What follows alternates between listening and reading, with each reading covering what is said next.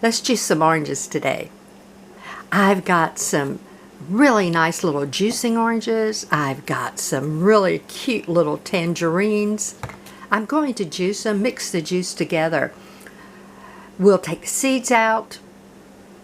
I'm going to make some orange juice and honey elixir, and then we'll go outside and plant some seeds. Come join me. Hi, I'm Elise. I'm glad you stopped by. Now, I didn't grow these. I wish I did. I grew up in Florida. I grew up with oranges and tangerines and grapefruit and everything like that all over our yard. Unfortunately, as the years went by, the orange groves went by also. So I would give anything now to have all those old citrus trees. And I have been planting. These are probably a Valencia variety. Valencia is a really good juicing orange, but these are kind of small. They aren't quite as large as the trees I grew up around, which were about like that. But they were super sweet and they were juicy. And we would just go and pluck them off the trees, peel them a little bit, stick a hole in the top, and suck the juice out. These are from Florida. The oranges and the tangerines were grown in Florida. We got them at our local supermarket. They were on sale. Really, really good deal. So I'm just going to start processing them to juice them. And I have my mom's old juicer, but you know, it works really, really well. So what I'm going to do is just go ahead and start cutting some of them open. I'm not going to cut all the way through because I want to save seeds. And it's so hard nowadays to find citrus fruit that actually has seeds in it. So you just cut into it a little bit and then give it a twist. And I'm going to move this over here so that the juice falls in this and I'm not wasting it. Oh, there's my seeds. How easy. I have washed these very well. I did the baking soda paste soak, where you just make a little light baking soda paste with some water and you scrub your fruit with it really well. Let it set 10-15 minutes, however long you have, and then rinse it off. These little juicers are so easy. If you've got an electric juicer or any juicer, anything will work. And for right now, I'm just going to juice enough so I can get the elixir made and show you how I do that. I normally never talk about medicinal products. And again, for reasons, I think everybody should make their own decision about medicinal products. But this is more nutritional. So I'm going to share a little nutrition with you. The orange juice you buy in the cartons out of the grocery store, and they've come a long way, really. But you need to read the labels, make sure they don't have a bunch of additives, make sure they don't have added sugar. If they have been processed, which in the United States, most of your fruit juices are going to be processed. When you go through the process of pasteurizing anything, you have to get to at least 104 degrees. Sometimes all the way up to 160, depending upon what it is. And if you're doing a flash or a longer pasteurization process. Now, it looks like it's a good thing because it will kill any bacteria or viruses or anything that might be in the food. But the problem is it kills all the enzymes. it kills lots of the vitamin C, at least 50% of your vitamin C, if not more. It kills other cofactors for your B vitamins. So the best thing to do is to squeeze your own orange juice. I have sanitized this or sterilized this bottle. I boiled it for a while, make sure it's really nice. I have about 2 tablespoons of honey in there. The honey is also local source. It's raw, unfiltered. You can use whatever you have. When I was growing up, and if any of us started feeling bad, my mom's go-to was lemon and honey. And she would just mix up a little bottle of lemon and honey. Well, instead of lemon, I'm going to be using citrus. And I'm going to be combining, look how juicy. I'm going to be combining the tangerines with the little oranges. But back to nutrition. What you really want to do is, if at all possible, is to juice your own oranges. And if you don't mind, try to keep as much pulp as possible in your orange juice. That's fiber. And that helps with the sugar uptake. And I did bring a little strainer in case some of the seeds slip by. Now I love pulp in mine, and when I'm making fresh juice, I always save the pulp. But for this elixir, I'm not going to put the pulp in. Unless, you know, some just comes in anyway. Getting there. So what you want to do is your own juice, if at all possible. If you can't do your own juice, if you do have access to some fresh fruit, just go ahead and peel it, break it out in little segments, and just eat a few segments. You're still getting all the fresh juice, you're getting all the vitamin C, all the enzymes, all the cofactors for your other vitamins and minerals, the fiber, everything. Be really, really good for you. Oranges are a little lower on the acidic acid scale for citrus fruit, so that also is nice. Lemons, limes, grapefruit, oranges is about how the scale goes. Of course, there's going to be little variables based on what fruit you're using.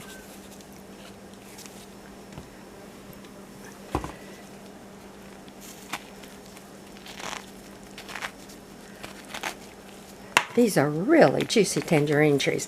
I do have access to a tangerine tree in my backyard. It's not mine, but my neighbor has allowed it to grow over the fence. So any of the tangerines that's on my side of the fence, I get. And they are good. It's a very old heirloom tree. Very sweet little tangerines. So, but they aren't quite ripe yet. They'll be ripe soon. So what you want to do is get as much nutrition out of your oranges as you possibly can. Fresh orange juice is the best. Now, when I was taking nutrition classes, what they taught us, if you can't get fresh, use frozen next. And then use the boxed or bottled juices. Just make sure they don't have added sugar.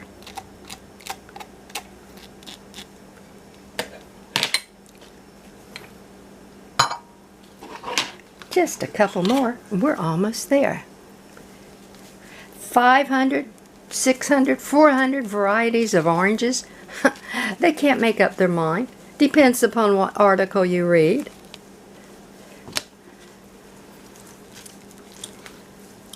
Valencia is usually considered one of the sweeter, better oranges. It usually does have seeds, and I want seeds in my fruit. For one thing, I'm an avid seed collector, so I want those seeds. And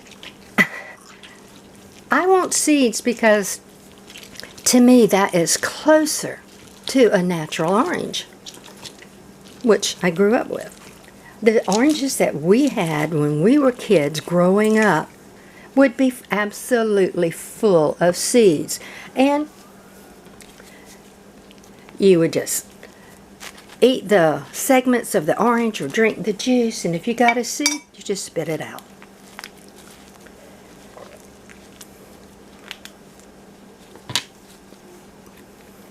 Boy, this smells so good. Also gives you a little workout. But of course, you know, if you've got a nice electric juicer, that would be good too.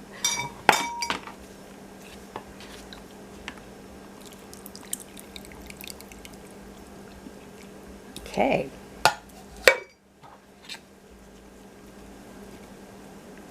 Look at all that great pulp.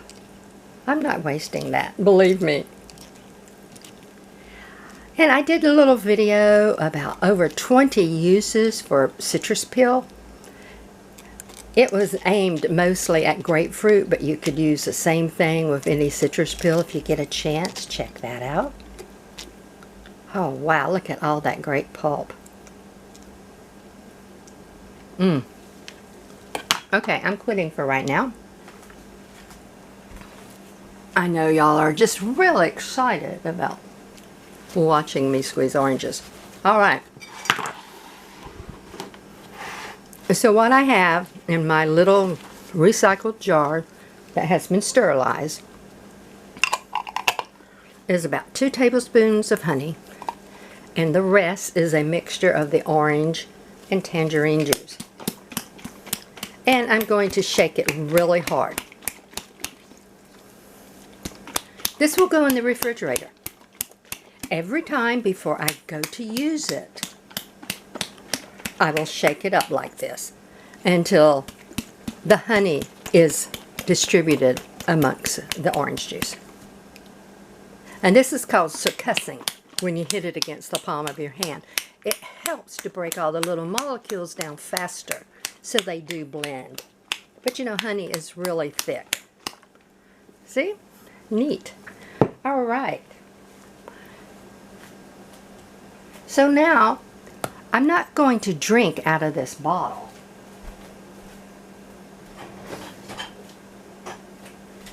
I'm going to, every time I use it, just pour me out a little bit in a glass. And it is really, really good chilled. And of course, when you chill it, your honey is going to settle down even faster. So make sure you shake it really good.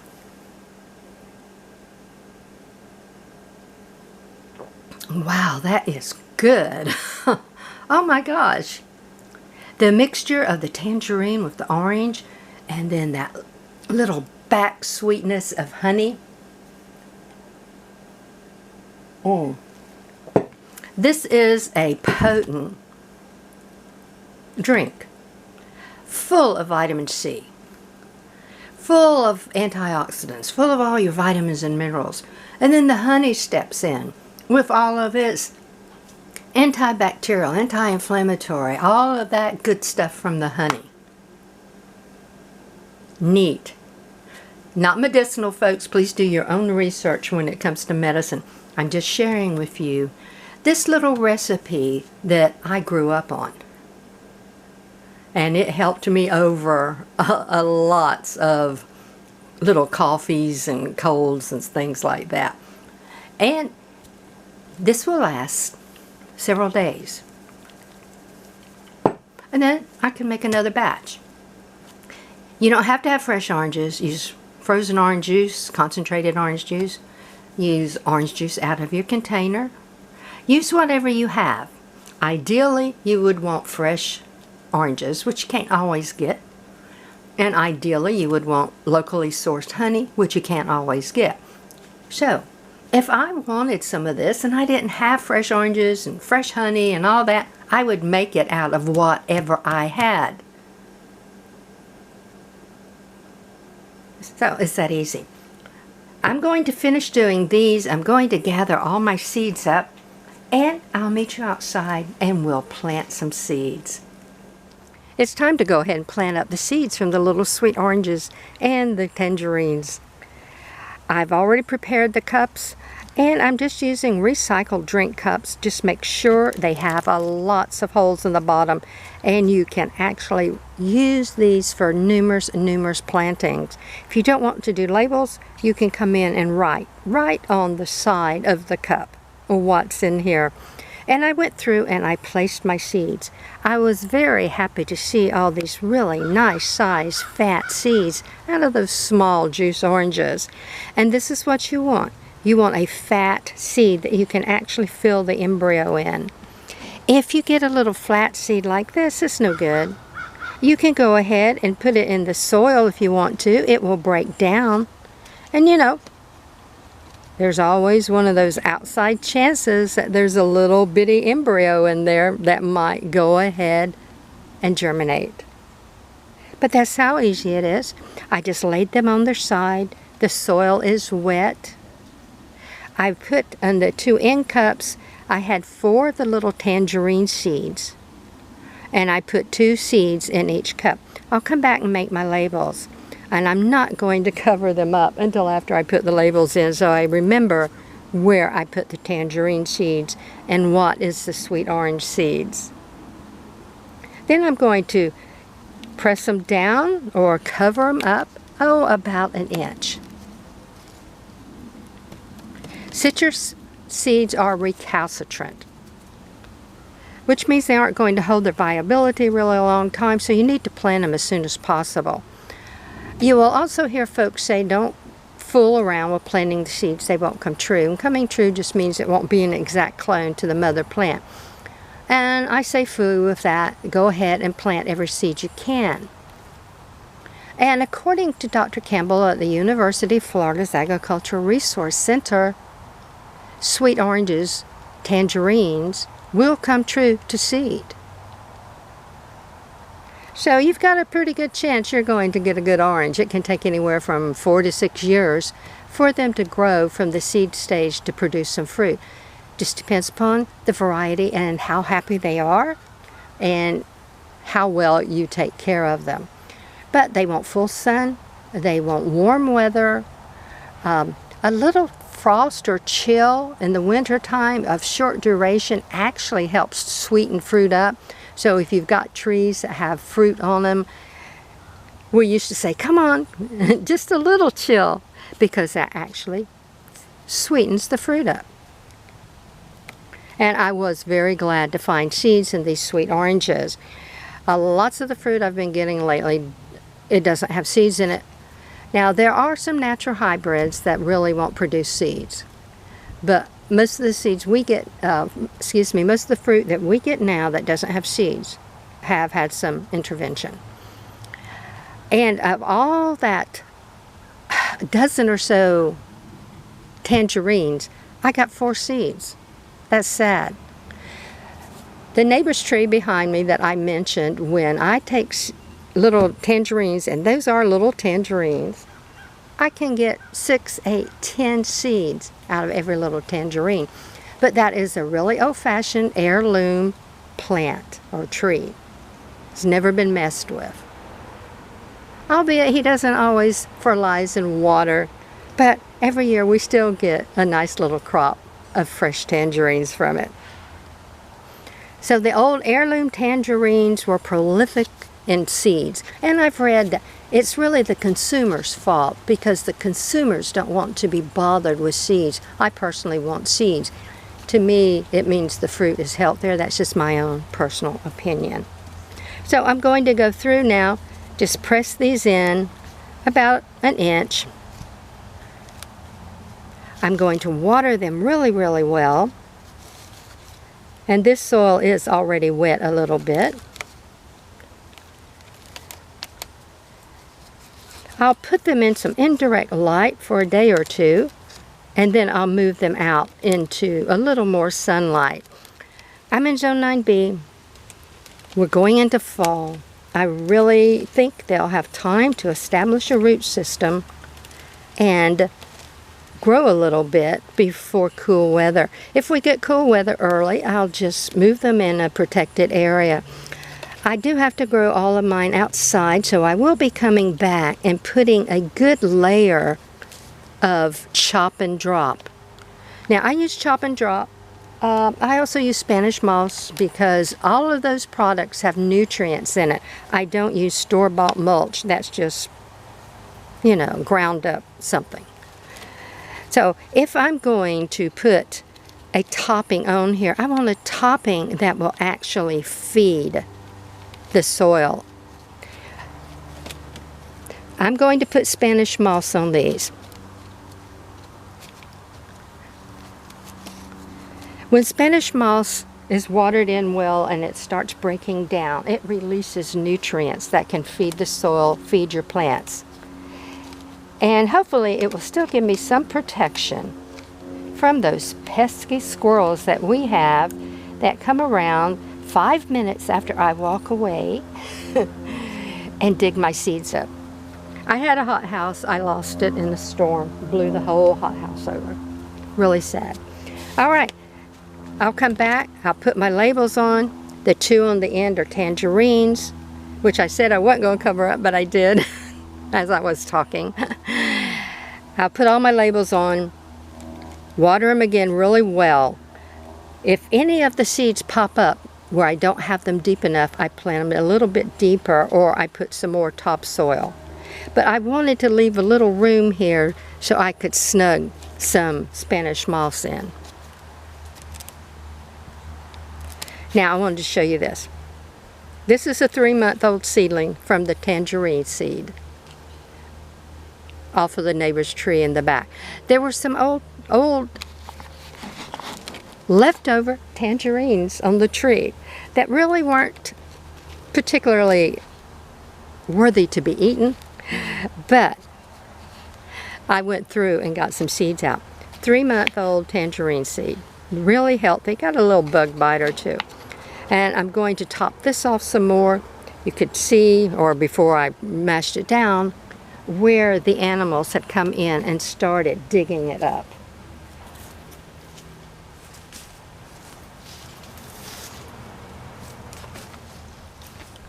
I just stepped over and got a little Spanish moss. Just cut it up, snug it in. And when you water it, it stays in place. So hopefully this will keep some of the squirrels and the birds and other animals from digging my seeds up. Plus, when it breaks down, I'm going to have some nutrients feeding the soil.